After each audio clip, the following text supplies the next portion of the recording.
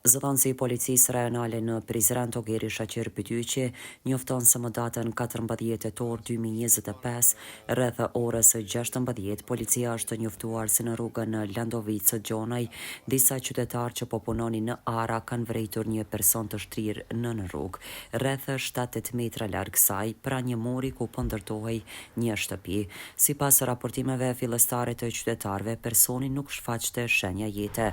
Menjëherë pas marrjes së njësitë përkatëse të policisë së Kosovës kanë dalur në vend të ngjarje dhe kanë filluar hetimet fillestare.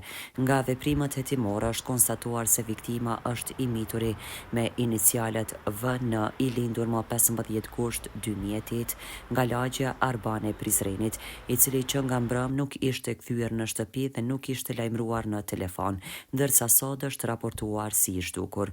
Bazuar në të dhënat fillestare, dyshohet se viktima derisa ishte duke drejtuar një motociklet, nuk i është përshtatur kushteve dhe rrethanave të rrugës, ka humbur kontrollin dhe ka dalur nga rruga dhe është përplasur në murin mbrojtës të një shtëpie në ndërtim. Me që rast ka pësuar lëndime të rënda trupore që kanë rezultuar me vdekje në vendin e ngjarjes.